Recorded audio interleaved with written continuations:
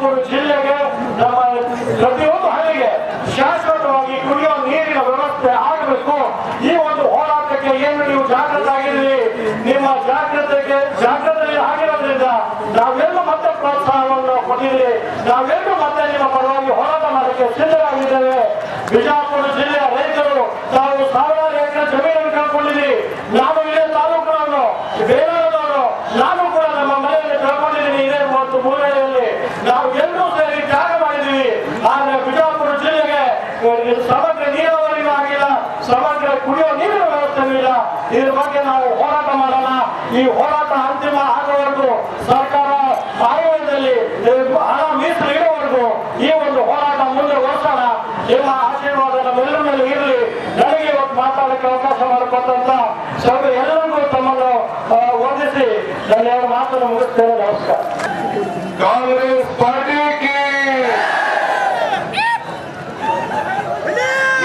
Party ಬಂಧುಗಳೇ, ವೇದಿಕೆ ಇರುವಂತ ಎಲ್ಲ ಗೆಳೆಯರೇ, ಇಲ್ಲಿ ಸೇರ್ತಕ್ಕಂಥ ಎಲ್ಲ ರೈತ ಮುಖಂಡಗಳೇ, ತಾಯಂದಿರೇ,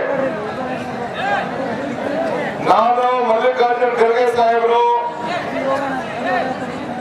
ಧರಮ್ ಸಿಂಗ್ ಸಾಹೇಬರು, ದೇಶಪಾಂಡೆ ಸಾಹೇಬರು, ಮಿತ್ರ ಉಗ್ರಪ್ಪನವರು, ಮಿತ್ರ ಅನಿಲ್ ನಾಯ್ಡು ಅವರವರೆಲ್ಲ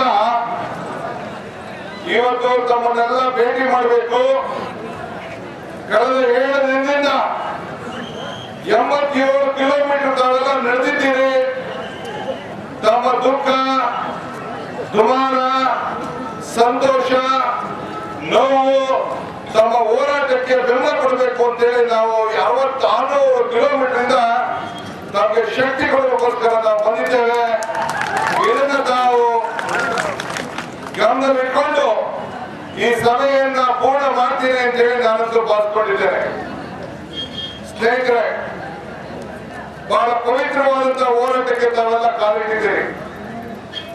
ಮೊದಲಿಗೆ ಈ ಕಾರ್ಯಕ್ರಮವನ್ನ ನಿರೂಪಣೆ ಮಾಡಿದಂತ ನನ್ನ ಶಾಸಕ ಮಿತ್ರರಾದಂತ ಎಸ್ ಪಾಟೀಲ್ ಮತ್ತು ಅವರ ತಂಡದವರಿಗೆ ಕಾಂಗ್ರೆಸ್ ಪಕ್ಷದ ಪರವಾಗಿ, ಈ ನಾಡಿನ ರೈತರ ಪರವಾಗಿ 1 ಕೋಟಿ ನಮಸ್ಕಾರಗಳನ್ನು ತಿಳಿಸಲಿಕ್ಕೆ ನಾನು ಬಯಸುತ್ತೇನೆ.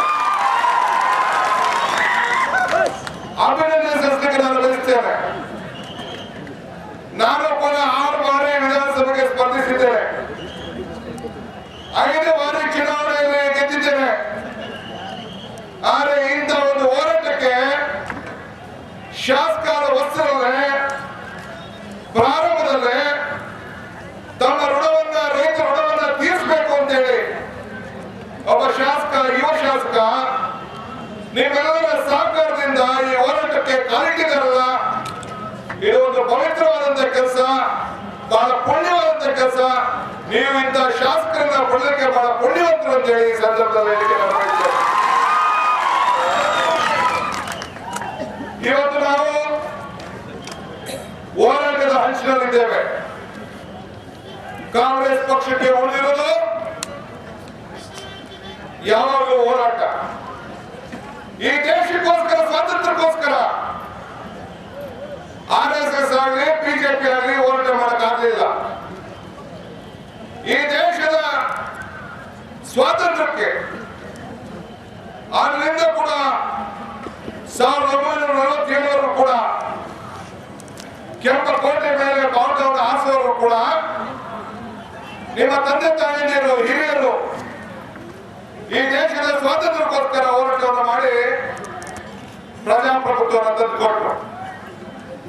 ಆ ಪ್ರಜಾಪ್ರಭುತ್ವ ಇವತ್ತು ಸಂಸತ್ ಸದಸ್ಯರನ್ನ, ಶಾಸಕರನ್ನ, ಪಂಚಾಯತ್ ಸದಸ್ಯರನ್ನ, ಪಂಚಾಯತಿಯಿಂದ ಪಾರ್ಲಿಮೆಂಟ್ ವರೆಗೂ ಪ್ರಚಾರ ಪ್ರತಿನಿಧಿಗಳನ್ನ ಆಯ್ಕೆ ಮಾಡಲು ಅವಕಾಶವನ್ನ ಮಾಡಿಕೊಡ್ತು.